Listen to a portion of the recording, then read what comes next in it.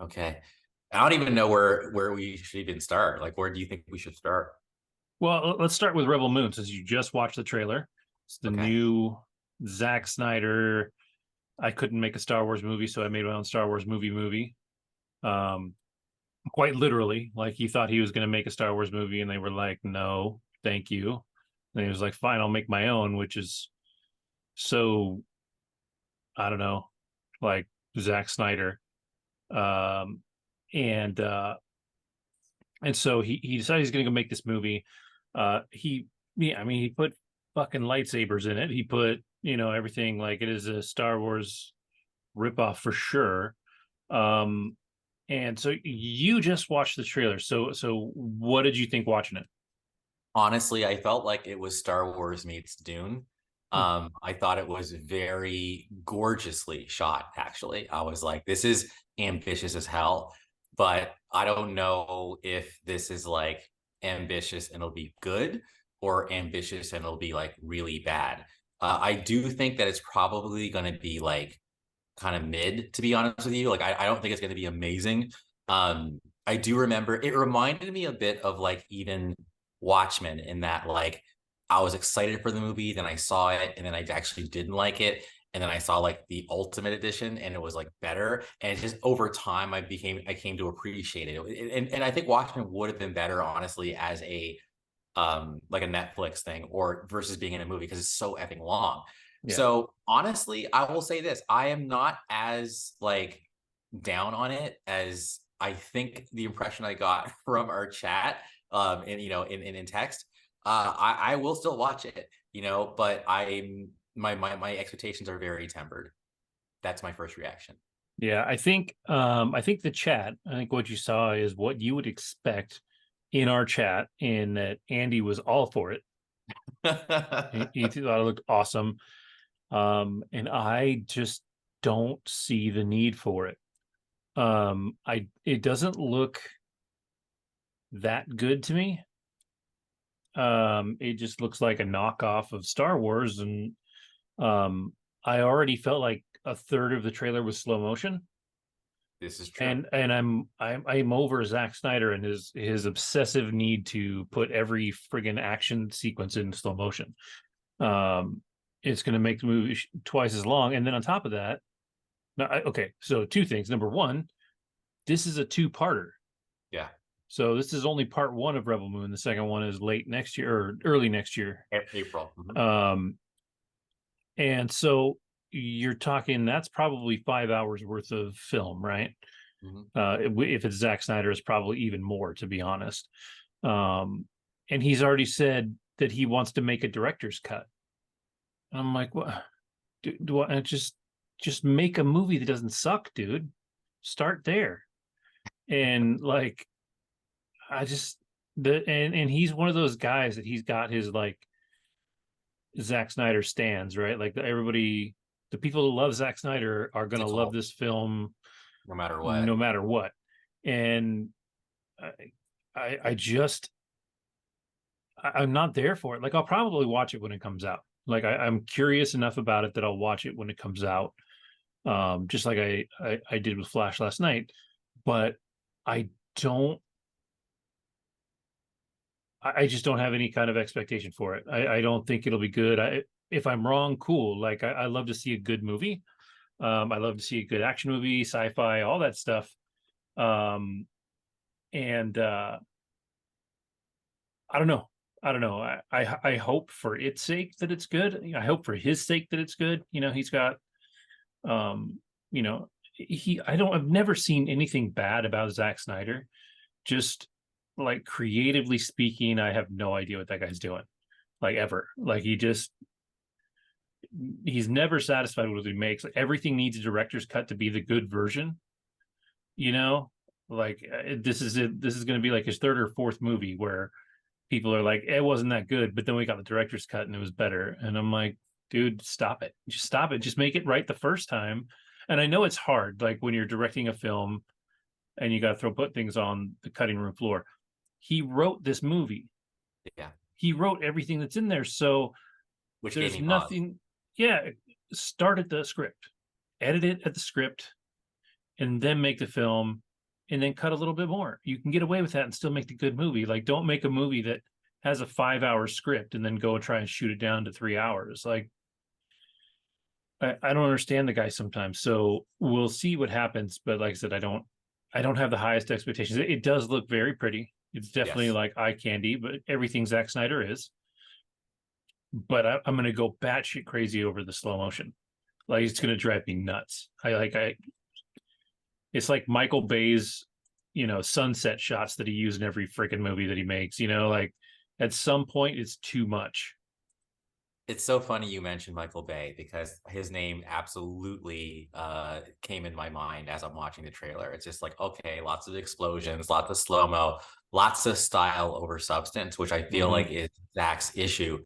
And I also think that he's a bit ADD in everything he does. And he doesn't really have that. That's why you need a director's cut, because you can't make decisions to like actually trim your shit down and get it right the first time. And so because you're like, ooh, a butterfly, ooh, like you're kind of scattered in your vision, and it comes through, I think, in your creations. So, and the fact that he wrote the damn thing, also, I'm like, I don't know, dude, like, you don't strike me as a very deep dude. And this seems like a very ambitious, like, grand scale. Like, who's the narrator? Is it, what's his name? Is it Anthony Hannibal? Hopkins. That's what I Yeah. thought. Yeah, his voice is unmistakable. So, that was cool. Yeah, I was like, that's a nice pull. Like, if you got Anthony Hopkins to do your movie, that's dope. Gravitas, exactly. Yeah.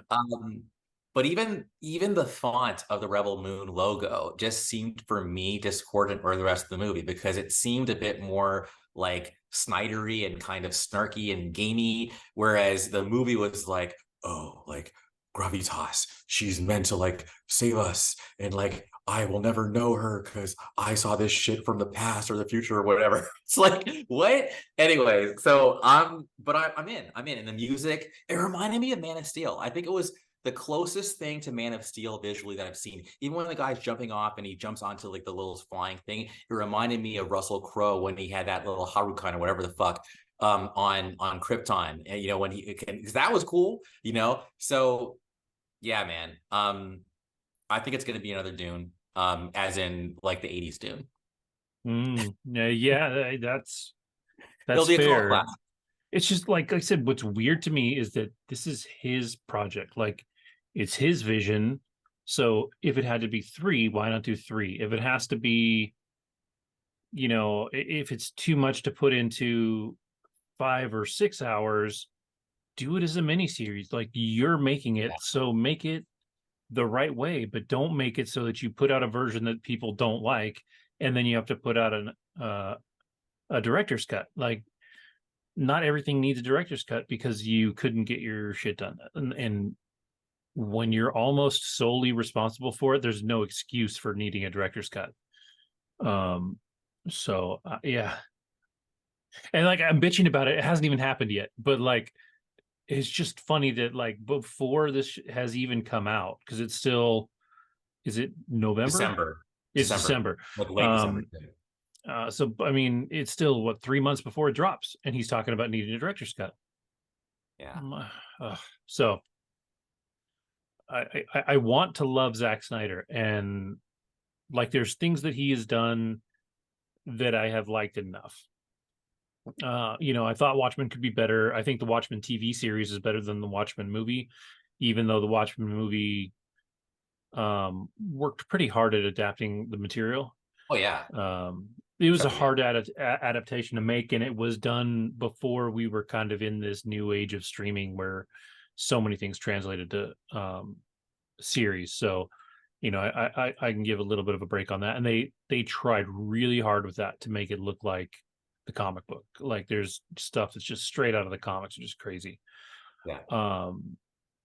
But yeah, we'll see. We'll We'll see. see. I don't know. So Should let's we stay on see. DT? Stay on what now? Should we say on D, like slide over from Sure. DC guys What over a to DT? Yep. perfect chance to slide into the Flash, which I Wait, watched last night. before you talk though, it's so funny. I'm tempering my emotions. I'm like, why do I feel the need to defend it? Like, I actually, like, I felt myself psychically getting ready for a debate because I feel like you're ready to like slice this shit to pieces. Because I know that I personally was like, I actually liked it, you know? So I'm like, yeah, so I'm getting ready. So, all right, let's go. Yeah, let's go. Yeah, put him up, buddy. No, I didn't hate it. But I didn't like it as much as I kind of thought I would. I felt like there was a whole lot of exposition and silly stuff in the beginning. Like almost the first hour for me, it's not that it didn't fit, it was just so much nothing. That I think could have been pared down. The first hour and a half felt bloated to me. I thought that in a lot of places, Ezra Miller was just annoying. And it's funny, at one point, the character even points out that he can't stand himself. You know, he's like, oh, now I get it. And I'm like, cool, you shouldn't have to point that out to your audience. Like, you shouldn't be so annoying that you have to point out that you're annoying. And it just bugged me. Like, he all the things about him that worked as a side character or as an ensemble character in the Justice League bothered me a lot when he was the only person on screen. And then when was two of them, I really wasn't a fan like I was with the Justice League, because I stood behind him for sure in the Justice League films as a character, and I don't stand behind Ezra Miller as a human being right now. He's kind of a dick, but or they are kind of a dick. I would get that wrong, and that's on me. But yeah, so it didn't really totally click for me. Even when Keaton showed up, like at first, like his first appearance, I was like, I don't know, you know, whatever. And then he started to click into, and then I was great. And then he was Keaton, and he was dope because Keaton's my favorite Batman, hands down. There's really not been a debate for me. I love Christian Bale's Batman, but his Batman and his, you know, gravelly Batman. What did you do there? Voice, you know, yeah, Sorry. was a little much for me. And then, you know, for as much as I bash Affleck, he had some moments in this one that I actually thought were pretty good, and his Bruce Wayne moments were better than his Batman moments in this.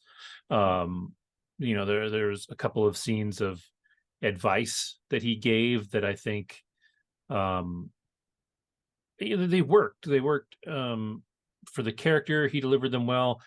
What I didn't understand is like why he used his Batman voice in this. Like, you know, he tried to gruff up his voice, talk like Batman, but he was talking to Barry and only Barry over the phone, and Barry knows who he is. So why? I don't know. That was weird to me. Didn't really make much sense, but I'm probably nitpicking because it's Affleck and I'm looking for a reason to hate the guy. So I can let that go. There were things that really did work for me. I almost thought that Batman was a crutch in this. Like he was like the let's save the movie piece. Because story wise, in a lot of places, he didn't really move the story along, or he didn't necessarily help. Like he wasn't particularly effective in the fight, you know, in the big battle. He was there and he got them there, which is nice, but they could have ran there in just the same amount of time. You know, and I mean, his job was to die. You know, it's basically what it was, and so was Supergirls, who, by the way, I actually think was the real scene stealer. Like, I was in love with her character the entire time, and not in just like the googly eyed, like she's pretty kind of way. There was something about her that worked in a way that was okay, where Zack Snyder's Angry Superman wasn't. You know, and like she had a reason to be so mad, you know, and she still came around and she still warmed up. And but they also didn't force it and just make her super light and fuzzy by the end, right? Like that, like you could have with a comic book movie. And I thought, you know, her death was a good one for the story. Like you kind of starts to hammer home they can't win here, right? But damn, dude, all of those special effects were bad.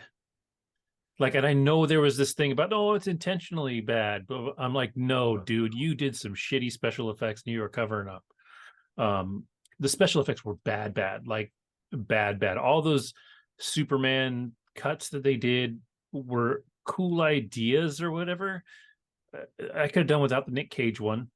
Like that It's was funny you say that because I thought that was what you'd like because like I mean, you've talked about that before. So the fact that they actually went ahead and brought it to life, I thought you would have thought was cool. maybe if they had done it 100%, but it looked so cheesy and so corny that it just didn't work for me. I would have rather seen them throw $10 million at Tom Welling, and have his Superman in there, because where was he? Where they kind of glossed over the TV Batman from when we were, well, before we were kids, but they kind of glossed over that when he was there. They had George Reeves for a second. The Christopher Reeve one almost looked okay, and then they brought in Helen Slater, and you're like, oh, what did you like? Like the effects were just bad, and then that whole like kind of arena time travel thing, just in general, when he was bouncing back and they were going back and forth through time, and trying to figure out, like, that was just an ugly scenario, and the big globes were ugly. Like, visually speaking, there was a lot of color, but it was ugly. And the other, I'm just bashing it, and I didn't hate it, but like, there were no stakes in this movie. Like, the stakes didn't work for me because I never, the whole Zod thing didn't really matter. Like, they weren't part of that fight. And I knew that they were going to survive that fight. Even though Keaton and Supergirl didn't, they were ancillary characters anyway. They could die over and over again, and they did. They died a couple of times, right? And so it just, I didn't care about that fight. It was a weird like thing to base the whole story around, but not spend a lot of time dealing with. And then what I will say that like I said, what did work for me is kind of the idea behind that, though, in that they couldn't win, right? So they had to roll back the story. And they finally developed Ezra's Flash enough by the end of the movie that when he had that grocery store scene at the end with his mom, exactly, that scene worked. Like, that scene worked big time. Like, it worked really well. There was a lot of emotion there. You get the pain from it. You understand. And then they fucked it up with Clooney. Like, I get the joke, but it undoes like the emotion that they just did. And then the end credit scene, like the scene after all the credits, where it's just with Aquaman being drunk. Yeah, I was like, I didn't need that either. It doesn't serve any character or drive anything forward or offer anything for either character, and it was kind of pointless. So yeah, obviously I love the movie. Yeah, it's weird because I liked it more than it sounds like I liked it. Yeah. But for me, it was super problematic. Like, there was just a lot of things that I think could have been better. Funny enough, I don't knock the work that anybody did. I actually thought all the acting was fine the way they wanted it. It was interesting to me that what's his name? John Davies, the writer. He's an actor. He's been around for a while. He was on Bones for a while, but he decided he didn't want to act anymore. So now he's a screenwriter. Daly? Yeah. What would you say? John Francis Daly, is that his name? Yes. Okay. I like his work as a writer usually, and this did not feel like entirely him, but it's also possible there was like 3 writing credits, so it's possible. 3, and then the screenplay. So the screenplay was Christina Hodson, and then the story was John Francis Daly, Jonathan Goldstein, and Joby Harold. So 4 people were involved. Yeah, with the story. So I don't know who was responsible for what, but it didn't quite feel as tight as the script that I would have expected from some of the stuff that I've seen John Francis Daly do. But Yeah, it was okay. It was okay. I'm glad I didn't spend money on the theater. Although maybe being wrapped up in the theater would have been a little better, but some of, like I said, some of the effects were so distractingly bad that maybe on the big screen it would have drove me, made me even more crazy. But it was long. It was too long, and I was bored in parts. Like I was genuinely bored in parts. I paused a couple of times to see the time and how much time was left, which is never a good thing. Um, and at one point in the middle, I fell asleep for like 3 minutes. Damn. So it's just it really could have been better. Um, and I actually wish they had just scrapped this movie and put some money into Batgirl. Because at number one, that movie didn't need as many special effects. If they had put the marketing into that movie that they put into The Flash, I think they would have made more money than they lost here. And I don't know, would have got better PR for themselves by shit canning Ezra Miller. Yeah. So, the the Hamadas and Zaslavs won out another round, and they didn't actually win. Yeah. And with that, with this, I think you're still putting James Gunn in such a tight spot to start his universe. I do, like I said, I've said it, I don't know how many times. I just wish they had waited before like committing to anything within that universe. Um, I may try and see Blue Beetle next weekend. I was going to try and see it tomorrow, and my schedule just hasn't worked out. But my two of my boys are kind of interested in it, so if I can talk them into going, I may see it because I do want to, and I would love to kind of put my money into that one, even though I haven't seen how this second weekend is done. Yeah, I Um, haven't looked either. Let me see if I I can kind of find hope it it. held on, um, but it needs to get a kind of kick in the pants to really succeed, I think. Yeah. Yeah, I think it might actually, it's predicted to have a massive second week drop, but I think maybe the numbers will come out tomorrow. That's Um, disappointing. yeah. It's not surprising. They still, like, even after it did well with the critics but didn't make any money, they still haven't put any money into advertising it. Yeah, which is not good. Like, Not good at I all. don't understand anybody at Warner right now. I think it's because there's too many chiefs or whatever. Like I just feel like there's too much, no one's in charge. And because Yeah, of that, it's a straight up fight all the time and it just creates nothing. Just yeah, yeah, it's bad. yeah. I think they still have a lot to figure out, and I hope they figure out before they started pumping out their own movies. So going back to like Batman for a second. So having watched both, I mean, I was just admittedly just putting it out there, guys. Like I was never really a fan of the Keaton movies.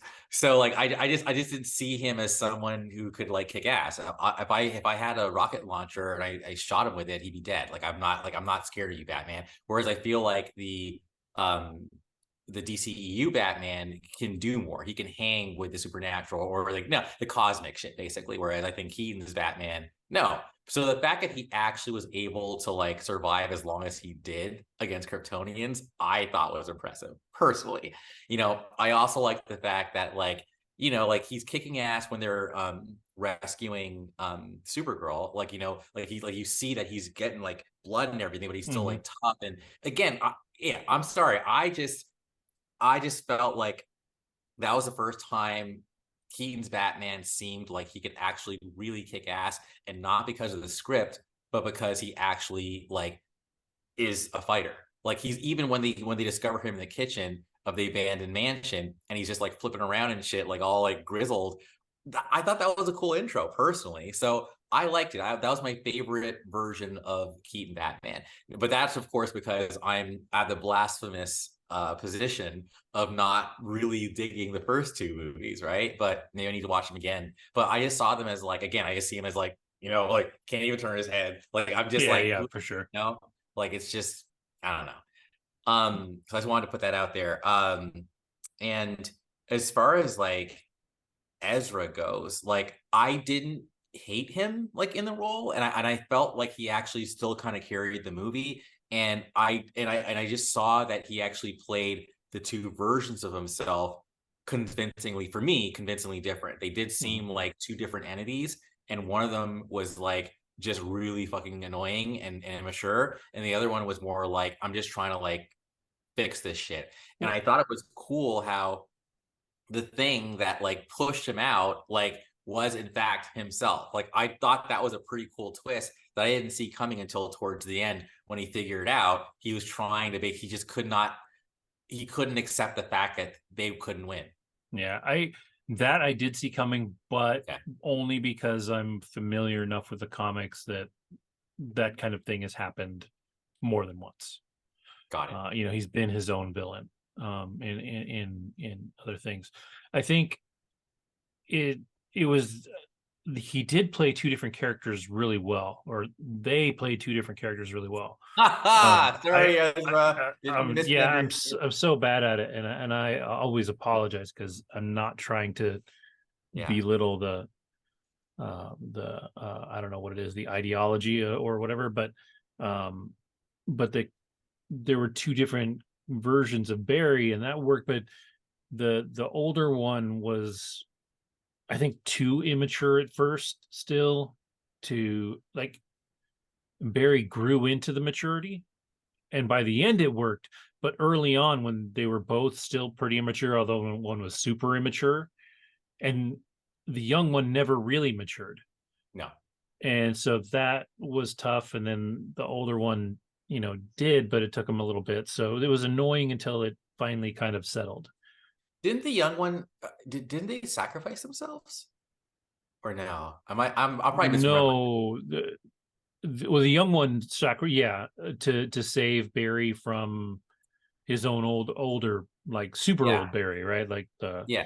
kind of the reverse Flash kind of thing. Well, I thought that was a um pretty major moment of maturity, number one. And the other right. thing I was going to say was that it's kind of like, hey, you're actually, no, you wouldn't know this because I know you don't drink.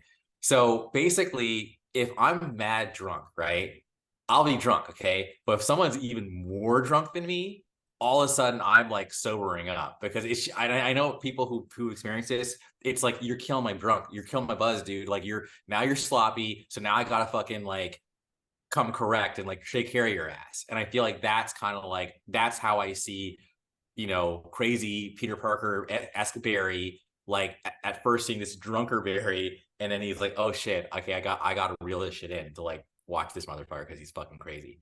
That's the way I see it personally. But anyway, I just wanted to throw that out there as a thought. Yeah, and the young Barry was also kind of a dumbass. Like, I get that he's always a little neurotic or whatever, but the whole scene with him in his apartment when he just seemed like he was like stoned the whole time or whatever, like he was just, I was like, why is he so stupid? Like, Barry Allen isn't a stupid character. And I know that his life was different because his mom was there, and the things that, affected, older Barry aren't there. But yeah, it just didn't, I don't know, they didn't work with that character quite enough, I don't think.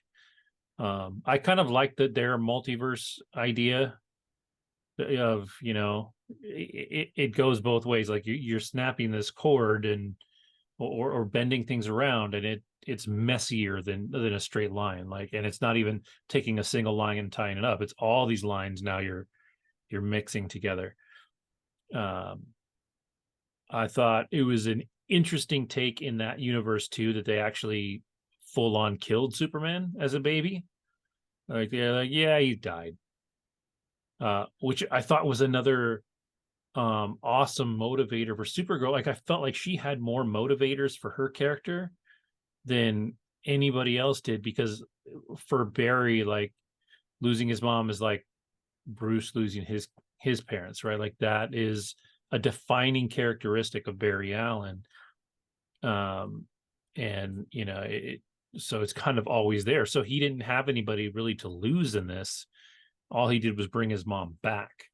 Whereas Supergirl, she was hoping that her cousin was alive somewhere, and then to find out somebody murdered him basically for nothing, right? Like, not even to get the blood key for the world Okay. engine. um she did rage really well. Oh Like yes. I really, really hope they find a way to use her in the new DCU. I don't know how. I don't know how you bring her in. Um, Multiverse, baby. well, That's why I like the damn movie. and it doesn't even have to be multiverse. I mean, well, because you can just say she's a different version of the same yeah, character, that's right? what I'm saying. Yeah, And that keep she it keep, exists keep it moving. somewhere. Yeah, Exactly. yeah, just bring her in and call it good. But I hope they do, and if they don't, I hope her career really takes off. She was really cool. Um, and she has a different look. Like I know people were kind of pissy because in the comics, in every iteration of the comics, I want to she's hear it. your she's almost like your high school slash college cheerleader, right? Like she's Yeah. blonde and everything. And they've messed with the character, like they've had Power Girl, which comes out of a version of Supergirl, and all these other ones, which of course just have monstrous boobs and everything. And this girl, she was none of that. She had short hair, like I said, kind of a pissy face. Like she looked kind of pissy all the time. She's beautiful. Like she actually is very pretty, but she looked, angry and tough and all the stuff that Supergirl usually isn't. She would fit in the Blue Beetle universe, actually. So I look forward to you seeing that at some point. But Yeah, I really hope I do. So yeah, I didn't hate the Flash. I'll probably not watch it again. Um, and it was super problematic, but it just, like I say, it was kind of saved for me by that grocery store moment at the end. Like everything kind of built up to that, and the emotion behind that worked really well. Um, Partly because too the girl that played the mom did such a great God, yes, job just being an, motherly. a great mom, and I teared that up, man. yeah, I straight yeah, up for sure, got emotional. for sure, yeah, that got me. And like I said, I really wish that the Clooney moment had been like, oh, I'm just standing at Bruce is over there, and then it was Bruce. And you have to understand that it takes a lot for me to say I wish Ben Affleck was in this movie, right? But the Clooney thing bothered me a little bit. Um, it But was wait, just why? Like, I mean, it just why? wasn't right. I don't know. Like I don't I don't know. I don't know. Like I can't explain it. It just was one corny thing too many at a time when everything had settled. Okay. Another thing too, I don't know why I didn't like Iris West in this. Okay, first of all, I Maybe was because of the Flash TV show, because I am in love with the girl that played the Flash on the TV show. But this girl didn't have like any kind of spunk really that I would expect a character like that to have. I'm gonna get in trouble for this shit. Okay, so Iris definitely it's the same actor or actress, actor, whatever, from the Snyder cut. Mhm. Yeah, as this movie. But she does look different. I won't go into how she looks different, but she does. And yeah, I love this. I love your smile. So the Snyder cut version, hot. This version, I'm like, yo, dude, like, I guess love is blind. I'm an asshole, but I'm just But yeah, even if you take something like she just kind of not only looked, but just acted kind of homely. Like she didn't have any energy. Like and she just wasn't she was not. Yeah, there wasn't. fun. Yeah, And like if for I don't know. It just didn't feel like she was leading lady the material. yeah, and like I said, most of it was energy. I didn't really care about the look. The look didn't bother me. But like if he's gonna have a forever crush on this girl, she should have been interesting. And she wasn't. Um, and like I said, I love the one from the Flash TV series. She had attitude. She was spunky. She was a very almost Lois Lane kind of character, right? Where she was like, "Nah, fuck this. I'm going to get into some shit, and I'm going to be a pain in the ass." Um, and for them to basically have written her as a reporter, I don't know. She just wasn't interesting to me at all, and didn't really work. So I wish they had just done something different. I didn't need a different actress. I didn't need anything else. They just needed some extra punch to that character, because I just didn't see a reason for him to be as crazy about her as I was. And love is blind, people love who they love for whatever reason. And there's a lot of really cool people that love some really vanilla people, but not on TV or not in movies, Yeah. So all right, that's what I've got for The Flash. But you, speaking of movies that are super awesome, oh you just God. did a rewatch. Oh, not even a rewatch, homie. You've never seen it? I never saw it. I mean, I'm not gonna lie. I mean, as a high schooler, I definitely was like, "Whoa, Jessie Spannow gets naked, cool." So Yeah. So for the record, this is remember Showgirls from Showgirls, yeah, 1990. 95, man, fall of 95, and I remember like getting the VHS, fast forwarding to all the parts, and I'm terrible. But anyways, It's true though. Like that's the reason everybody wanted to watch it. It was the girl from fucking Saved by the Bell. Saved by the Bell.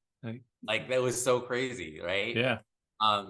But now that I'm an adult and mature, I figured maybe there's something to this film. And apparently I feel like there was something in the zeitgeist or whatever, because I thought to myself, if this movie had come out now, would it have been received differently? Because I think there was definitely, I think women being more about just owning their sexuality and just being like, blah, whatever, but as long as they have agency in that shit, is more celebrated. Where like I got the sense that there was a bit of slut shaming going on. I hate to use that term, but as far as why that movie was so panned. So between that and then between the fact that I moved to Las Vegas, I actually kind of enjoy seeing Las Vegas in film now because I have a different appreciation because I actually recognize stuff. Like I watched The Hangover a few weeks back and I was like, wow, it even looks different now than it did back then. And that was like 2009, I want to say. And it already feels retro, which is nuts. But anyway, so yeah, I watched Showgirls, Elizabeth Berkley.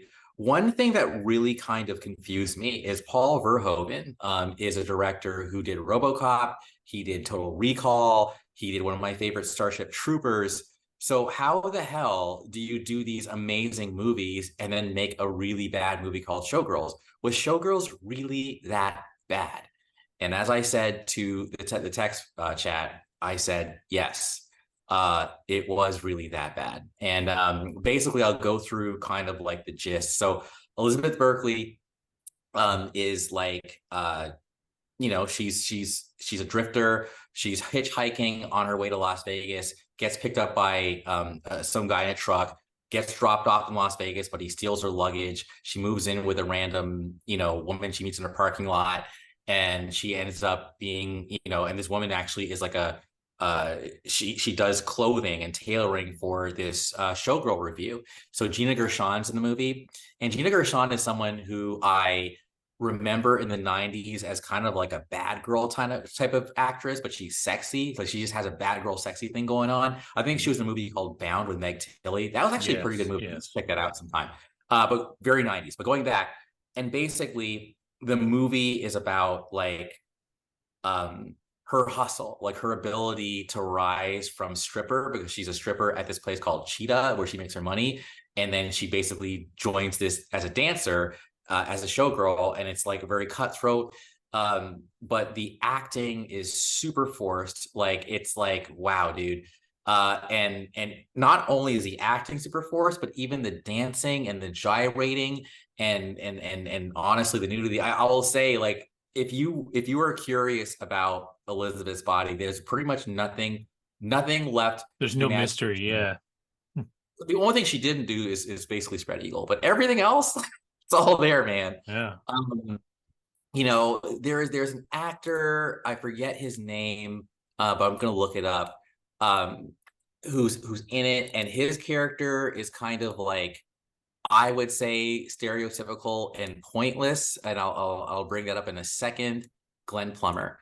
So Glenn Plummer, who does happen to be Black, African American, however you want to say it, like he basically plays this like aspiring dancer who meets her and basically gets like, he's a bouncer, gets into a fight, then he becomes like a doorman, and then gets fired, and he's trying to basically like get with her, right? But it turns out he just basically has like, he's a player, like he's a serial player, and by the end of the movie, instead of like following his dream of being a dancer, he gets someone pregnant and is just kind of like, well, I'm just gonna like whatever, like I'm just gonna like give up on all my dreams and just do this, right? And I just felt like his character was like, again, super super stereotypical. He'd refer to her as a bitch, you know. It was just like, why is he here? I mean, I do kind of get it now that I'm talking about the movie, because it's just really, the movie was just a look at the seedy underbelly of Las Vegas. But I just think it could have been done in a way that was a lot less cheesy and hammy. Now, there is a passage I definitely want to read by what's his name, Kyle MacLachlan. So Kyle MacLachlan actually gave a quote about the movie, and his quote was pretty damning. He said, I was absolutely gobsmacked. This is horrible, horrible. And it's a very slow sinking feeling when you're watching the movie and the first scene comes out and you're like, oh, that's a really bad scene. But then you say, well, that's okay. The next one will be better. And you try somehow to convince yourself it's going to get better, and it just gets worse. And I was like, wow, that was crazy. I mean, I didn't see that coming. So at that point, this is Kyle MacLachlan, who's in the movie. I distanced myself from the movie. Now, of course, it has a whole other life as a sort of inadvertent satire. No, satire isn't the right word, but it's inadvertently funny. So it found its place, provides entertainment, though not in the way I think it was originally intended. It was just maybe the wrong material with the wrong director and the wrong cast. Like, it was just a bit of a disaster, but it has gotten a new following for a number because of it is seen as one of the worst movies ever made. Like, yes. it really pops up on those lists all the time. People are like, watch this movie so you know what not to do. Like, they literally use this as a tool. What does make me laugh? So I just looked it up on Rotten Tomatoes. It's a 23% on Rotten Tomatoes. It is 6% better than Geostorm. So Yo, just had to throw that out there because that movie was a steaming pile. And I actually said to a couple people that I thought Geostorm was one of the worst movies I've ever seen. And they were like, I don't know about that. And I was like, no, I'm pretty sure it's one of the worst movies I've ever seen. So it's funny to me that Showgirls, which is widely regarded as one of the worst movies ever made, is actually rated higher. But I don't know how much of that rating has gone up over time because of this kind of cult-like following. But yeah, it is well known for being awful. the film was the winner of a then record 7 1995 Golden Raspberry Awards from a record 13 nominations, a record that still stands, including Worst Picture, Worst Actress, Worst Director, Worst Screenplay, Worst New Star, Worst Screen Couple, and Worst Original Song. And apparently, Paul Verhoeven actually showed up to the awards to accept them, which I think is pretty humble and hilarious. Yeah, I do like it when people show up for sure for their own Razzies. So, like, take it on the chin. You know, what can you do? You know, Uh, Elizabeth Berkley did not take it well. I thought the no. movie had actually ruined her career, but I did some looking and yeah, she didn't have a movie career, but she still did do some acting, like in television and stuff like that. So she's been working, you know, but yeah, that was supposed to be her big break, and it so wasn't. Yeah, it was a Um, big leap for her. Like, it was her like leap of faith, right? Like, I'm going to do this NC-17 movie to show that I have range and all this stuff, and it did not work. Like, even one of the freeze frames, and I'll have to try to remember to put it up there. There's the one where she's dancing on the pole and she's like screaming at the camera, and you're like, that's not good. Like, it didn't work. you know, I did some reading about it, and it was a meta in that, like, she's playing someone who's trying like really hard to make it, like the character. But the thing is, that's also what she's doing in real life. So it was kind of like a double layer meta situation going on, and it was both really hammy. Now, I will say there was also, and the director apologized for this, there is a really needlessly brutal like rape scene in the fucking movie towards the end, and it happened to her black best friend, you know. And it's just kind of crazy that it's like, okay, they had to use this black best friend to get raped so that way her character all of a sudden has this like epiphany. But the movie does have a very feminist tone, believe it or not. Like, it almost reminds me of Sucker Punch, and how it's like a lot of bad shit's happening, like sexual violence against women, but they're then getting revenge, so to speak. So that was kind of cool.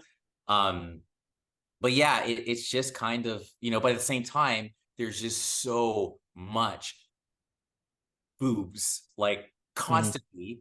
Like it almost like, are you sure you're like standing up for women, or are you actually objectifying women? Like Yeah, are you just having fun? You wrote a script so you could see the more boobs. Like, blur, yeah, the blur, the line is so blurred. It's just the whole thing is a hot steaming pile of mess. So anyway, I suffered, you guys. I watched the movie, and I can say certifiably that what you heard was correct. It's a terrible movie, and but I'll never see it again. And but it gives me an appreciation for the hustle and the struggle that people have to go through to make it. But honestly, I don't know if it's even worth like what they were trying to achieve is not even worth the ickiness that they go through. So anyway, that's what I watched as a really random throwback because all of right. Vegas. All right. So before we jump into better things, I will make an interesting transition here because you watched a terrible movie. I've been watching terrible movies with my kids, and we've kind of been bouncing back and forth. Last week, I watched Geostorm, which was one of the worst movies I've ever seen in my whole life. I wish I could have that like 8 hours. It felt like back. Um, and I watched. We decided to continue with disaster movies, and we watched 2012 with John Cusack. Um, Funny enough, was made in 2009 when we still thought the world might end in 2012. It was December 21st, 2012, I think. And It's not great. It's it is what it is, but it was more of a set piece than anything else. Like it was big bombastic explosions and the world like literally trying to eat itself and just dumb shit. Like it was a stupid story where this guy had to get his family from point A to point B and survive. And everything was going to explode around them. And so, whatever, that was okay. It's not a bad movie. I mean, it is a bad movie, but it's not an unentertaining movie because again, it's all spectacle. I think it was Roland Emmerich, if I'm not Oh mistaken. yeah, totally, 100%. Yeah, and very Roland Emmerich. Um, so knowing that we were on this bend of watching disaster movies, we had just watched Geostorm. Before we started watching 2012, we saw that Gerard Butler did another disaster movie called Greenland, or Greenland, like the country. And we were like, okay, well, we'll watch that next, but we did 2012 first. So I go into this movie and I owe Gerard Butler a little bit of an apology. I'm still not convinced that he's a great actor necessarily. And I don't quite see him as the heartthrob that so many people seem to see him as. But this movie, Greenland, was okay. It does relatively what's like 60 something percent on Rotten Tomatoes, I think. And I'll probably throw that up in the episode, but the whole gist of this one, funny enough, is not that different than 2012. It's almost like Deep Impact in that there's everybody knows this comet is coming, and all of a sudden this comet starts to break up. It really feels like the gist of the story was kind of taken from a 70s, I think it was, book called Lucifer's Hammer. Okay. But the idea is that there's a comet coming that we didn't realize was coming.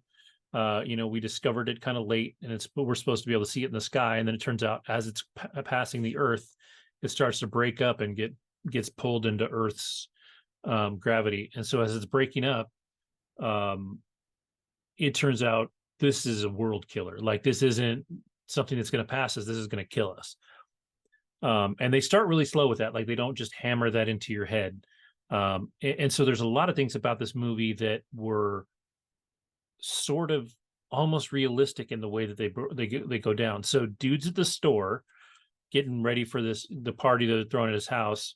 And as of course, as a lot of these kind of stories go, like 2012 did, like Geostorm did, and other movies, he's with his wife, but they're having problems and they have a kid and life's not perfect for them, right? Like, so they're struggling.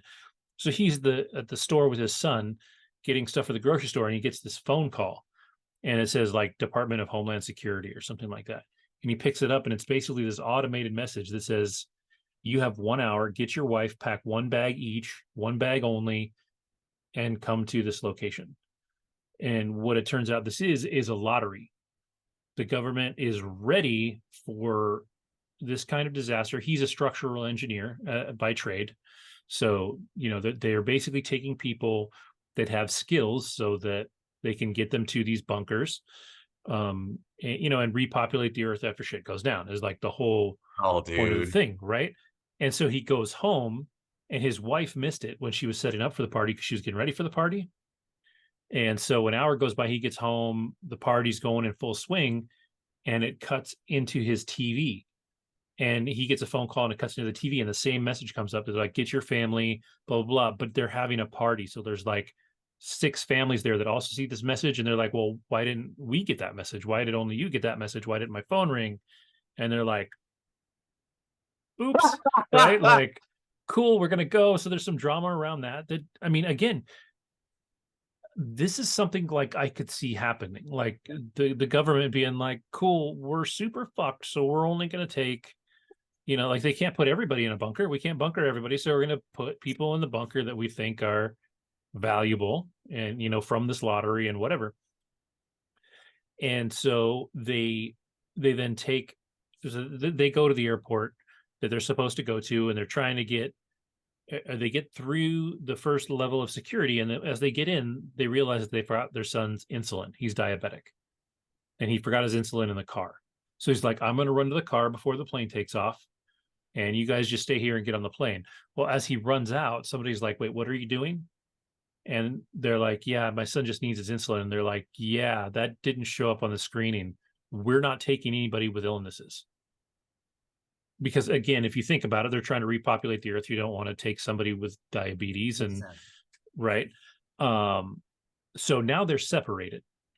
Like, he's outside getting his insulin for his son, and he thinks they're on the plane. Well, they're getting kicked off the plane. And then there's another scene that's really good, because her and her son get taken in, and she's pleading with this woman in charge from the military. She's like, can't you just let my son in? You already let him here. She says something like, well, what would you do if it was your family? And the military woman looks her right in the face, and she said, ma'am, my family was not selected. Right? It's like, she's like, I'm doing this knowing that my family is not being chosen for this.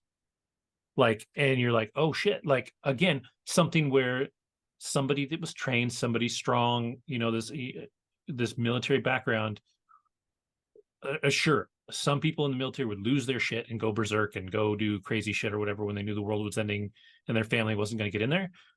This woman understood the whole chain of command and all that stuff and accepted it for what it was. And so there's this oh shit moment between it's Morena Baccarin from the Deadpool movies. Oh, I love her. I love her too, and from Firefly and a few other things. And so now she's getting kicked off the plane. Gotham. Sorry. And yes, Gotham. And so she's getting kicked off the plane with her son. Dude comes back in, Gerard Butler comes back in and gets on one of the planes, and he's like, where's my family? Blah, blah, blah. And as they're starting to close the doors, he's got the insulin bag in his hand, and somebody on the plane is like, how did you get through with that? And he's like, oh, it's for my son. And they're like, yeah, dude, they're not taking people with that. And so he puts together that his son's not going to be on the plane. And so he gets off the plane, but in the process, or in the time that he's getting off the plane, all the people outside the airport that are figuring out what's going on storm the airport. Shit goes crazy. The plane blows up, shit goes sideways. And that is one of the moments that's maybe a little over the top. Maybe it's a little too much, but it's okay. But at this point, the family is separated. So you have the mom and the son, and you have him out here. He finds she goes back to the car before him and leaves a note, says, I'm going to my dad's house. And so, he goes and finds that note, and then they start on their journey. Well, she needs insulin for her son because he didn't get back with it. So they go to like a CVS or something like that. And they break in, or it's already being looted, and they break in and they find insulin. So they have some to take with them. And in this huge mess, they meet up with a couple that's like, yeah, we'll drive you to wherever. And they're driving and they're like, yeah, we heard about this lottery. Isn't that messed up? And they're like trying to be quiet about it. And then the kid says something that basically is like, oh, I have the bracelet that shows that I'm at the airport, or my dad was at the airport. And they're like, oh shit, you were at the airport. So these people driving put it together. This woman and her son are on the list. And in another moment that is too real, the husband of the couple pulls over, drags Morena Baccarin's character out of the car, steals her wristband, kidnaps the child. So now they think they're going to drive to the next airport that's still accepting people, take these other people's bracelets and be like, this is our son, blah blah blah, which they do try to do. And and they're walking towards it. They tell the kid, they're like, don't say anything, we're going to get through here, blah blah blah. But they literally kidnap this kid, and so he's at the thing, and they're kind of giving him shit about not letting him in. And the kid breaks down. He's like, "These aren't my parents. They kidnapped me." Blah blah blah. And so they take the kid and they tell the people to fuck off. And while this is all going on, Gerard Butler's character is going through some other drama where the same thing. Some people see him with a wristband, put together what that means. They try to kill him. And like, it's all preposterous, but not like all these things that happen in this movie. It's not a silly film at all. Like, it's not like 2012. It's not like Geostorm. It is relatively realistic. It is a little too much. Like my son, one of my sons looked at me. He's like, I thought this was going to be worse. He was like disappointed that it wasn't bad because it was like we had to be invested in it. And it ends in kind of a corny way. But like, it wasn't a bad film. I can see why it did okay in the ratings. And like I said, I kind of owe Gerard Butler a little bit of an apology. There's a lot of moments in the film where he had no accent and then he had a very Irish accent. And I don't know if he was supposed to just go ahead and be Irish and whatever, or if he was supposed to be American and he just couldn't hold it or what. It was like, especially when he got angry, got super Irish. So there were some issues there, but all in all, for what it was infinitely better than 2012 or Geostorm. But I was surprised by it. So like I said, I had to give Gerard Butler a little bit of, an apology, because I bashed him pretty hard last week for Geostorm. And they kind of kept him subdued in this one. He wasn't a bombastic character like it was in the first one, where he had a big old ego to go with his brains that were not believable. And he did well in this one. I don't know that I would necessarily recommend it, only because it's a little heavier than I want. But it wasn't a bad movie. Like, if you're in the mood for that deep impact kind of story, you almost look at it like Deep Impact versus Armageddon, right? Like, I think Deep Impact is probably better, but the idea behind this one was solid. It was okay. So if you're looking for that disaster movie vibe, then maybe go check it out. Well, apparently there's a possibility of a sequel that I'm seeing on here, and the sequel would be called Greenland Migration. So that's fair. Yeah, it wouldn't. It would be an interesting story, because now you'd kind of almost have like The Road, right? Like, where now everybody's coming out of the bunker, the world is destroyed. Like, they show the world is fucked. These things hit, they messed up. Like, it was a planet killer. Like, it hit. There's a scene in there where they're like, yeah, it's not going to hit anything. It's going to land in the Gulf, and we're going to see the explosion, or see the spray of water when it hits the ocean. And they're like, oh, we didn't see anything. What happened? And then they're like, oh, there's a feed from Florida, and it hits Florida and just levels like a huge chunk of Florida. And like, all the newscasts are really good too, because like, even the newscasters, you can see them, they're a little like shocked by what happened and everything. Like, it, for what it was not the best movie ever made, but it was well made for what it was. And like I said, it was surprisingly better than I thought it was going to be. Like, I was going in expecting something stupid, and it wasn't. Right. Yeah, no, I'm actually intrigued. Apparently it came out in 2020. I never heard of this damn movie Yeah, until I hadn't either. so. So yeah, you know what? Maybe it is a recommendation. But go check it out and just see what you think. It's not an Oscar winner, right? And it's not a corny um disaster action flick either. Like it's somewhere kind of in between. Um, but it was much better than I gave. Maybe that's why I like it as much as I do, because I expected it to be bad and it wasn't. Um, but it was interesting. Very human story. And I think, and the other thing that I think makes it work is that the shit that goes down feels like stuff that could go down in the same situation. Like if this actually happened, there's a lot of things. Which I dig. Yeah, I dig human psychology, yeah, so for me it's like I think I would like this. yeah. Yeah, I would like it. I like post-apocalyptic and even like pre-apocalyptic movies too. Like I love seeing like the Hmm. shit before it goes down. I love that because I feel like you kind of get real human nature. It's not like humans on autopilot. It's like, nah, this is now we're just trying to Yeah, survive. yeah. And you see, like this one is the breakdown of society. Like you see, and everything that happens, you can see normal people this happening to. Like if you're in a position where you're like, if I don't do something, I'm going to die. Here's these two people in my car. If I kidnap this child, right, I can save the kid. So I'm still doing something kind of okay, but I can also save myself and my wife, right? Like, if you're in that position, who knows what you're going to justify, right? Like you're gonna do what you can to survive. It's human nature. Like that's what we were born to do. Um, and so it's definitely it's interesting. Um, Well, so yeah, so that was we've shifted into things that are better. So mhm. that's what I had. You watched a documentary? I did. So I'm trying to do it justice because I think anyone who knows me knows that a musical group called New Edition is very near and dear to my heart. So there are 6 members of New Edition, and some of the more famous ones you probably have heard of course, are Bobby Brown, then Johnny Gill. The lead singer, he's not really known, I'd say, in the pop universe, but like R&B, people know the name Ralph Tresvant, and he is the lead singer of New Mhm. Edition. But then there was 3 guys who were kind of the backup singers. So when Ralph, Johnny, and Bobby went solo, Ricky Bell, Michael Bivens, and Ronnie DeVoe were like, "What the fuck are we gonna do?" So Jimmy Jam and Cherry Lewis said, "Well, there's Crosby, Stills, and Nash.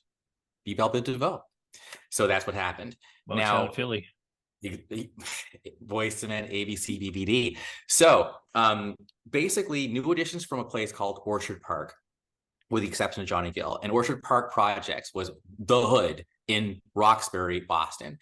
And Michael Bivens, it's his story, and it talks about how he was his mom was pregnant during the riots after Dr. King was assassinated, and then James Brown apparently did that concert. It was televised over the whole country, but it actually took place in Boston, which I didn't know that, which is pretty cool. Talked about his upbringing, how he was kind of popular, like in the hood.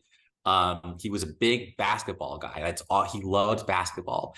But more importantly, it was just about his hustle and what he brought to the table. Did Mike sing at all in New Edition? No, he was all backgrounds. And then, like, when they had little rap parts, he'd do a little rapping and do a little talking.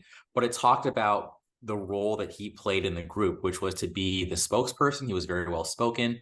It even talked about little things like, his mom made sure he was born at like I think like a Jewish hospital or something. Like she wanted him to have the best things, So he actually went to better schools. He had a lot of swagger. He had a lot of style, and it was really kind of This documentary was his way of like telling his story, because his story may actually inspire other people to believe in themselves and have hustle, and find your lane, and I really loved the documentary for that reason, because I always knew that Michael Bivens was a bit of a mastermind. For example, when Bobby Brown left New Edition and went solo, there was only 4 of them. Ralph was thinking about going solo.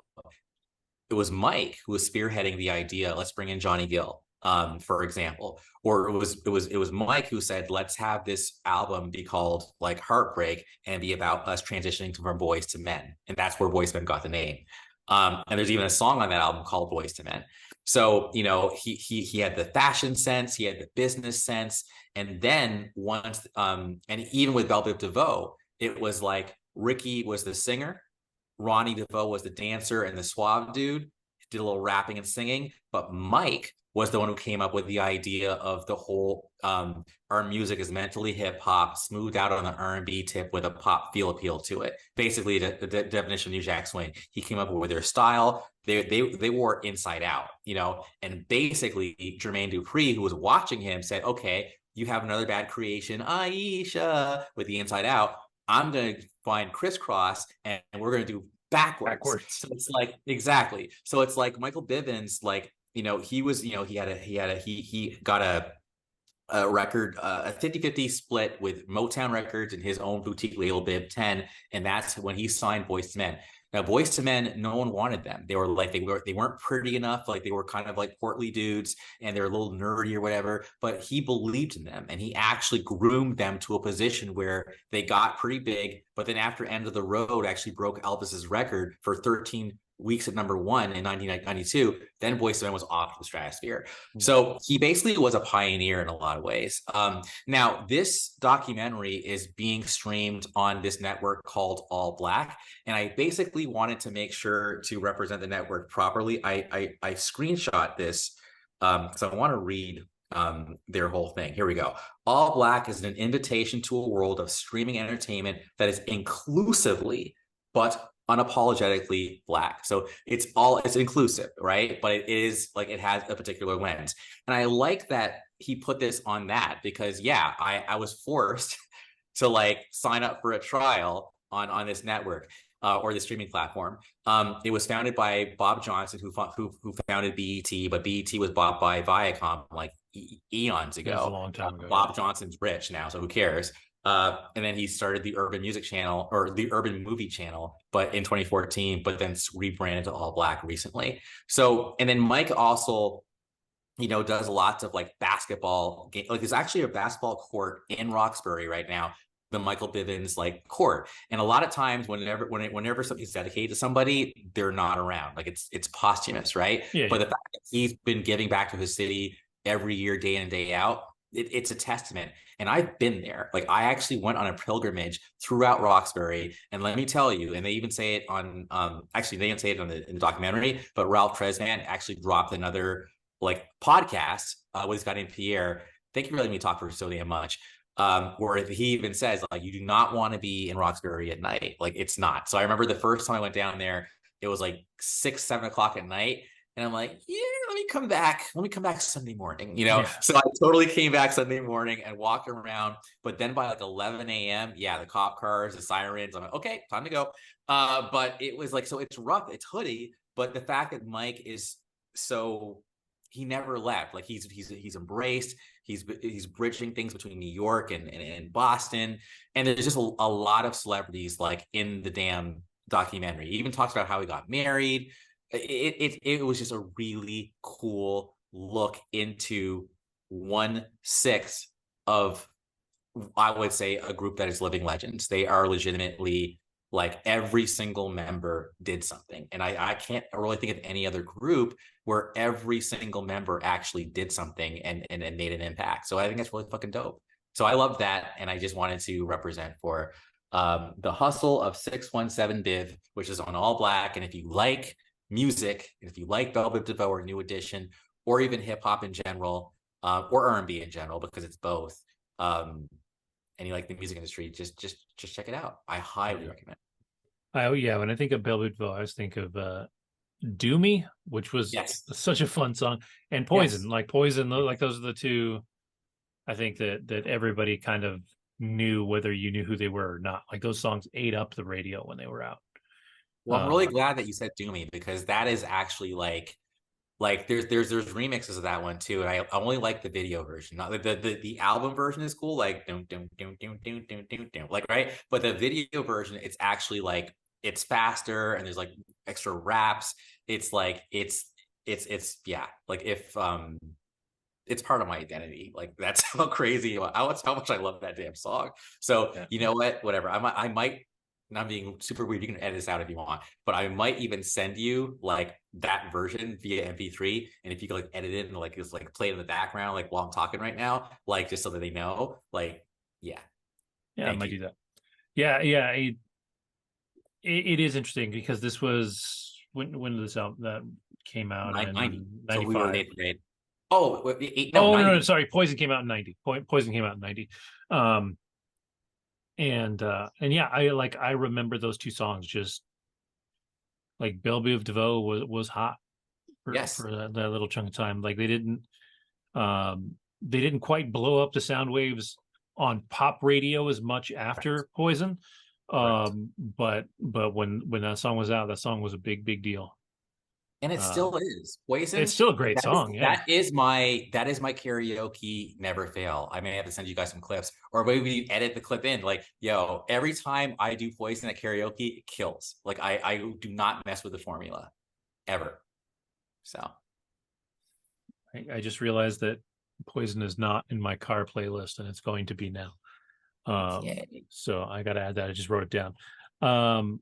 Cool. So it sounds like a pretty awesome, pretty cool documentary because I think I feel like those are people that in a lot of mainstream stuff kind of get forgotten about because he was somebody behind the scenes, right? Like even in Belle Biv DeVoe, like Belle Biv DeVoe was Belle Biv DeVoe. Like, you know, it was a group, it was three guys, and you didn't really think about any one individual one. Um, unless you knew who they were and were like eating up their story.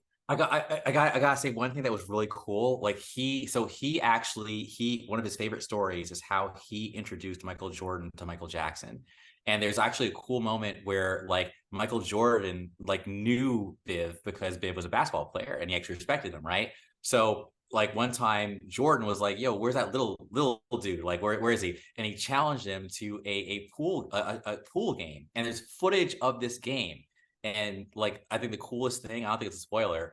The coolest thing is Biv actually beat Michael Jordan. Like legitimately, it was like by one, like he literally had the last like shot. And it's a cool fucking moment. But then the other cool moment, of course, like there's a picture where basically Another Bad Creation was on the video set for I think one of Michael Jackson's songs, I think it's Black or White on the video. Yeah, yeah, they're in that video.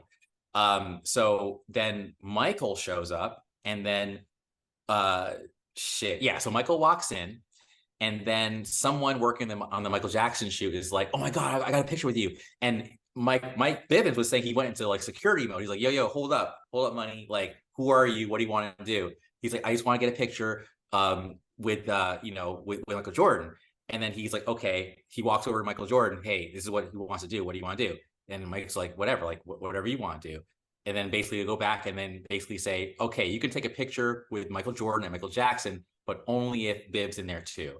So they show in the documentary the picture with Bib in the middle, with Michael Jackson, Michael Jordan, and I think a few other people, Macaulay Culkin and so are the. But it was just a really cool moment, and it's cool to see someone who's already in the industry still like like yo, it's like Michael Jordan and Michael Jackson, and I brought them together. Like I said, hey man, like yeah, actually it started with Michael Bivens saying, "Hey Michael Jordan, do you want to meet Michael Jackson?" Because like Jackson had his group. Anyway, I just had to say that in there as well. Maybe that's probably the coolest nugget to get people to check it out. That is cool though. Cool. All right. So I guess the last thing we have really is like probably the big news of the week. Is that Ahsoka launched this week. They dropped two long episodes. Yeah. Right. They're not short. So they're not half-assing this thing, and they dropped it on Disney Plus. It's the story of Ahsoka Tano of Clone Wars fame and a little bit in Rebels. She's got episodes in there, and then a lot of characters from Rebels. And I kind of want to ask you first what you thought of it, because I know that you don't have the background that I have with it, and the only reason I have it is because my son almost beat me for not watching these shows before. So we went through a big marathon of these shows, because my my youngest son is a Star Wars encyclopedia. Like you want to know shit, he knows it. There's like three things this kid knows everything about: is Star Wars, Lego, and Transformers. And he's so I had to watch Clone Wars, and I had to watch all of Clone Wars, and I had to watch Rebels, and so these characters I'm super familiar with, but I know they're animated kids cartoons, and they really weren't up your alley, so you haven't watched them. Although I would recommend, at least find like a list of essential Ahsoka shows. And I know that Andy had never watched Rebels, and he's destroyed that show in like a week. Yeah. So if you can bring yourself to watch some of it, Rebels, especially at the end. I don't know if you watched the clip that I posted in our chat, but it was about Grand Admiral Thrawn and just how badass he is. And they straight up murdered villages in Rebels. Like it's not all soft and cuddly. So, but anyways, what did you think of Ahsoka and all these characters? All right. So, okay. So yeah, I legitimately just, again, potentially blasphemously, I didn't give a shit about Ahsoka. Just being real. The reason why I watched it was I didn't want to come on this damn podcast and like not having seen it. So I watched it for the podcast. That said, by the end of the second episode, there is no way I'm not going to keep watching this. That's number one.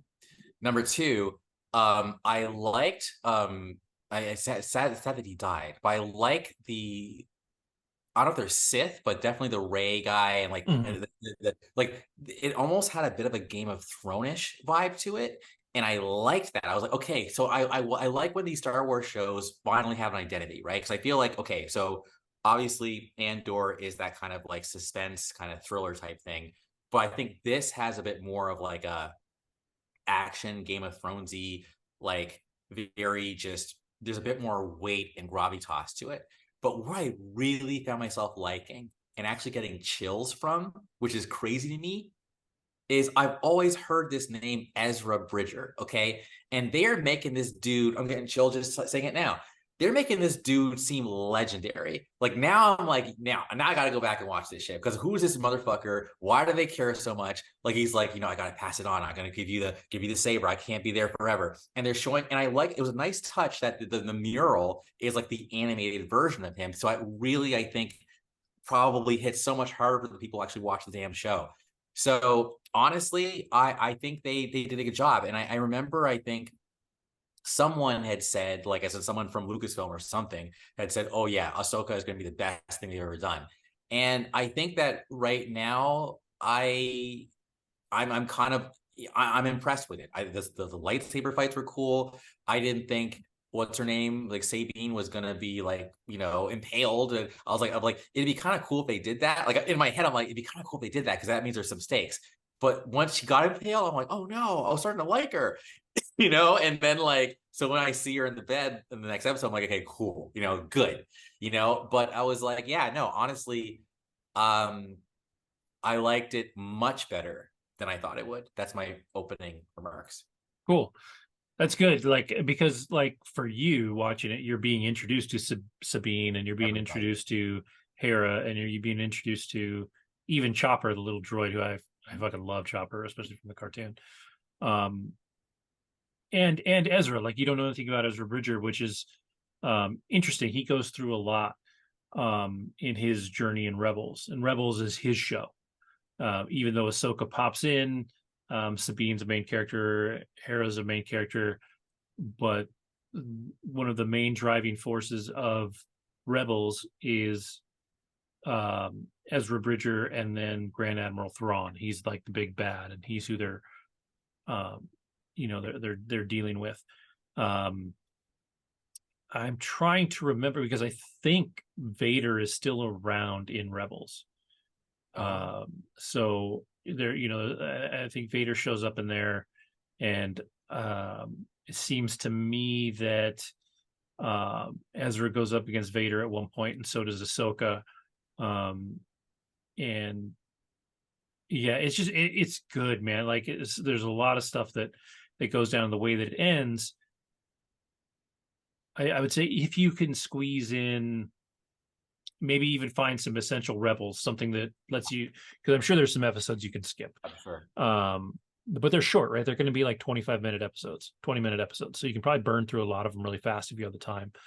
But I think if you can get through before the next couple of episodes of Ahsoka, I think it'll help, because what happens with Ezra and where he is intrinsically tied to where Grand Admiral Thrawn is. So this search that they are doing for Thrawn, they have that globe, and they're out there looking for Thrawn,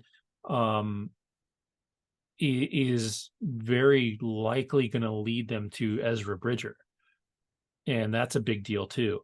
But what it means, like what has happened to his character in the time that he's been gone, will be interesting. So yeah, I think that'll be really neat for you to see. There's some characters in Rebels that are really cool. There's characters that die in Rebels that you get attached to. One of the characters is voiced by Freddie Prinze Jr., who I'm not always a fan of as an actor. Sometimes I think he's just a little too like goofy or whatever. But he voices the character really well, and he really helps develop Ezra Bridger's character. And there's just a lot to it. I think, yes, the show is called Ahsoka. It's about Ahsoka and the shit she's going to go through. But by this point in her story, she's been through a lot. Like, she is kind of the stoic, kind of almost master, even though she was never, I don't think she was ever given a rank of Jedi or Jedi Master, because she trained under Anakin. And so obviously we know what happened with Anakin Skywalker. He murdered everybody and basically put an end to the Jedi, or thought he did. And so she never really got to work with the council long enough to be put in there. But if you watch Clone Wars, and like I said, if you can find the essential Ahsoka episodes for Clone Wars, she, for me, ended up being the best part of the Clone Wars, even though in the beginning I really didn't like her, because she started kind of as like a little teenager and like kind of a little annoying and stuff like that. And by the end, she's great. And like the final scene of Clone Wars and the final scenes are huge for her and Vader and like all these other characters. And so there's just some really cool stuff in there. But Ahsoka, I thought, was great. I really enjoyed it. That shot you were talking about with the mural, where she goes up and touches the picture of the mural, that's taken directly from the animated series. So there's like side by sides of like the shots being identical. So when she has her helmet and she's walking down the steps, there's an identical shot to that in the series. When she's touching the mural, has her hand on the mural from the series. And it's really cool. It's really cool to see them be faithful to an animated series, right? Like it's a little tricky, but those animated series are 100% canon in what we see as Star Wars these days. So they're important. I like seeing that it's really hard to genuinely frazzle Ahsoka at this point. She got in that big fight with the dude who we don't know who he is, the dude that's got the I loved that fight. Yeah, he's an Inquisitor, like, right? his, like he throws like the double bladed lightsaber and calls it back. I'm like, yo, this guy's badass. But like what the quiet badass in that scene is when it's coming past her and she just leans out of the way. Yeah. Like she knows it's coming. She's just like, cool. Like like she's dope. Like, this guy's tough, and we'll figure out who he is as it goes. I don't know that anybody knows who he is yet. But like you have your three bad guys, right? Yeah, he is like Snake Eyes. We have our three bad guys. We've got Ray Stevenson. We got the girl like I Sithish like her. character, who she's a good little scene stealer too. And then you've got this guy.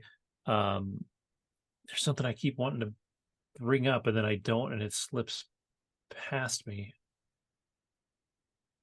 Damn it. Hopefully I'll remember in a minute. Um, but yeah, there's just some really, really great stuff. And I think um the Hera character, I hope we get more of her because she's like in Rebels, like she's the best pilot out there. Like she's a fantastic pilot. Must So be now, because she was like ducking all those laser blasts. yeah. And she's a general. Oh, that's what it was. So the Night Sisters, are you familiar with them at all? So the Night Sisters, I have only heard. I think they exist in deeper Star Wars lore for those that are bigger Star Wars nerds and really dig into it. Where I'm familiar with them from is the Jedi games that have come out on the PlayStation 5 and over the last few years. There was Jedi Fallen Order and then Jedi Survivor. But the Night Sisters are, I think they're Sith adjacent, like they work with the Sith a little bit or whatever, but their power is a little more magic than Force, and so they are not generally good magic users in the universe. They're usually villains. They kind of run this planet, Dathomir, and they're just bad seeds. And so for her to be like the last of the Night Sisters means she's not a good person, and she's somebody that Thrawn would probably love to have at his side, and obviously she's down with him. So that'll be interesting to see play out too. The other thing that I love, there's a scene between her and Ray Stevenson's character when they're on that holographic conversation, and he's like genuinely bummed that he might have to kill Ahsoka, Yes. right? Like he's like there's really very few Jedi left, and he's very respectful and almost disappointed. But at the same time, he's like, it's not like he wouldn't do it. He's like, if that's my job, it's my job. But it's a bummer. So And I liked that. He reminded me of like the guy. He reminded me of the guy. I'm trying to remember Game of Thrones. He reminded me of the guy who was oh my God. Oh God, what's his name? Okay, not Targaryen, Baratheon. Okay. So like do you Stannis remember Baratheon. Stannis Baratheon's homie who lost his hand? You know what I'm talking about? The trade guy, whatever. Like he's an older guy and he was like his kind of advisory kind of guy. Uh, Yeah. yeah, but anyway, he reminds me of him because that guy also was like he ended up like surviving Stannis, but he also definitely did not approve of Stannis burning his daughter. I think that was like the beginning of like his like realize this is bullshit. He ended up actually being more of a assistant to what's his name to Jon Snow Yeah. after. Yeah. I know who you're Um, talking about. I can't remember his name. yeah, I I mean can picture him. I can picture him. that's what he reminds me of, and that's why. But then going back, I like Morgan, right? Because I'm trying to figure out is Morgan the same person we saw in The Mandalorian? Do you remember that? Oh, I don't remember that. Okay, yeah, because the actress Diane Lean, like Insanto, I think her name is, like she showed up in The Mandalorian. So now I'm like literally Googling to like find out.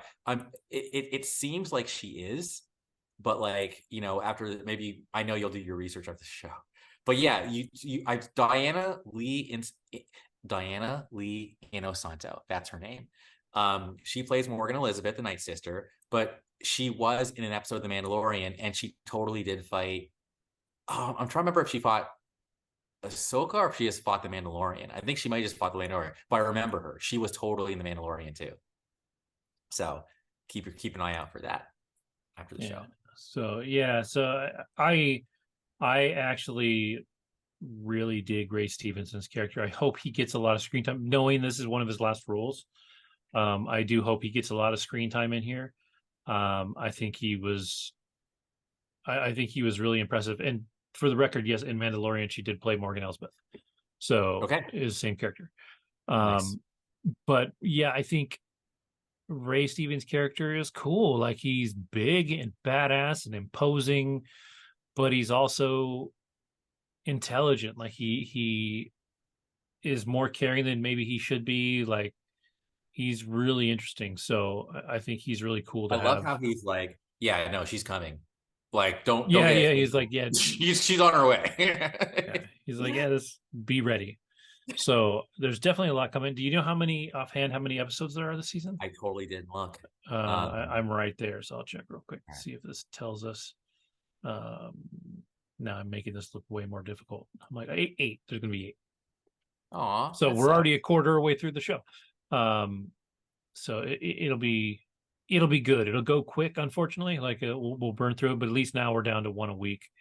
But I'm excited to see where it goes. And you know who can cameo in this? Like a bunch of people can cameo. This is post Return of the Jedi, so Vader is gone. We won't have an Obi-Wan Kenobi, um, pop up because he's dead. There still are rumors that Anakin will be in this somehow, probably in a flashback, just like he was in Yeah, Kenobi. But yeah, it'll be interesting. There's a lot of ground to cover in 6 more episodes, and I don't know that there's any intention of this having another season. I'm not sure where they landed on that. So I hope if they're telling a single story and they're done, I hope that they really can drive it home in these next 6 episodes because there's a lot to tell there. But it'll be cool. Like I'm excited for it. totally random. But Diana Lee in Osanto, who plays Morgan, her godfather was Bruce Lee. That's dope. Well, it was funny. I was looking at her. She has a bunch of stunt work in her resume, and that Yeah. kind of makes sense now. If she was, that you said it was her godfather. Yes. So she she Um, she she was raised around martial arts, it says. So I think she did actually do some combat in Mandalorian. So we're gonna see her fight, I yeah, I think. bet. Yeah, I think so too. So that'll be cool. All right, cool. Well, the only other thing that I have, and I guess I will pretend like we made a good transition from Ray Stevenson, is that we in the acting and TV world lost 2 people like today, which is today's Saturday, the I don't know what the 27th. 26 or Well, now 26. 26th, yes, that's Saturday 26th. Bob Barker passed away in his home at the age of 99 years old. I saw somebody make a great point that was, funny but kind of poignant. He came as close to 100 as possible without going over, which was always the This is right. yeah, Yes. and whoever's the closest without going over. So I thought that was actually kind of like a cute, sweet comment to make about Yes. um he'd kind of been out of the public eye for a while. Like he was definitely old and he'd given up the show. But Bob Barker, I can't tell you how many episodes of Price is Right I watched as a kid, whether you're homesick or whatever you're home for. Like I watched a lot of Price is Right. Like I love Bob Barker. He was in Happy Gilmore. He had that scene in there where he fights Happy and beats the living shit out of Adam Sandler, and it's hilarious. And so it's sad, but it's like one of those kind of okay sads because I mean 99. If you make it to A 99, long time. that's a long ass time. I just wanted to say, as a kid, I totally was obsessed with the wheel, like that Mm-hmm. big wheel. Like I thought it was cool. I wanted that in my house. Like I just like I'd watch it and just like my eyes just be like this huge because I just thought it was cool. Like when I was 3 or 4, I just liked that wheel. That's it. Just had Yeah, to see. it's true though. Yeah, and then we lost the original Arlene. voice of Harley Quinn. Was it Arlene Sorkin, right? Is what we said. That's And she was younger. I don't know what um what she was dealing with, if it was natural causes or what, but she is an interesting one because her characterization of Harley Quinn is literally the reason that we have Harley Quinn today. Harley Quinn was never intended to be a significant character. She was on Batman the Animated Series as a throw-in character, and this woman did great work with her. She became a fan favorite just in Batman the Animated Series. She existed nowhere else, and now she's one of the biggest characters that there is, played by Margot Robbie in TV. She's got her own series, I think on HBO Max, with her and Poison Ivy. Or there's the Harley Quinn show on HBO Max, which is actually not kid friendly. It is a very adult series. I think Pete said he tried to watch it with his daughters and then was like, "Oh shit, no, thank you." I think he watched it anyways, but it's a very interesting character, and to see somebody that could put so much into just a voice character, to see it become an icon, like everybody knows who Harley Quinn is now. I think is really impressive. So, you know, it's a bit of a loss. I know she wasn't voicing the character anymore on anything, like other people were playing the character now, but she's the reason for Harley Quinn. And I'm sure she's done many other projects besides that. But yeah, so the couple of celebrities have passed, and I'm hoping that if you know, with Bob Barker 99, I just, you know, I'm just like, you did it, man. Like you lived a good life. And he got to work with all those Barker's Beauties for decades. I remember the Barker's Beauties when I was a kid. So, but yeah, otherwise I don't have anything else. Do you have anything else before we?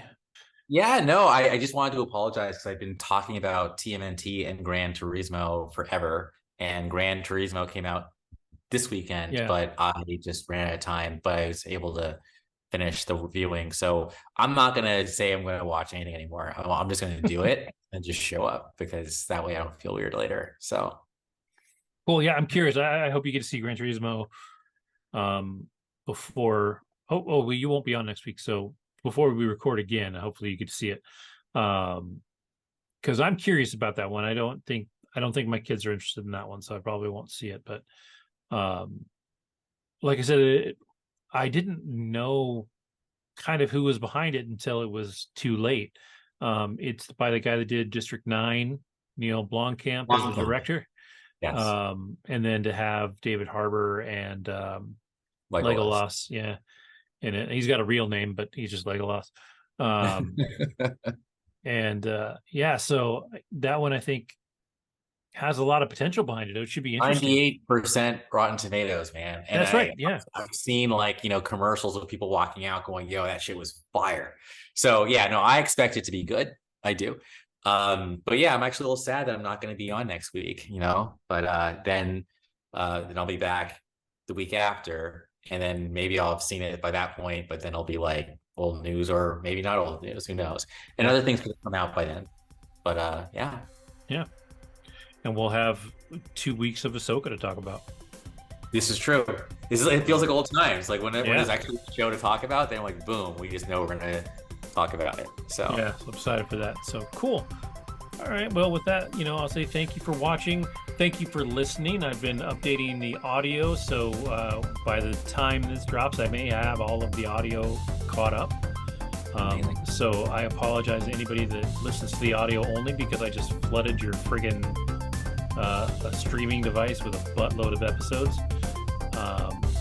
Please catch up on all, 20 something hours of recording, or just skip to the most recent one. I'm okay with that too. It's a lot. So but yeah, with that, thank you for watching, thank you for listening, and we will see you next time. Peace.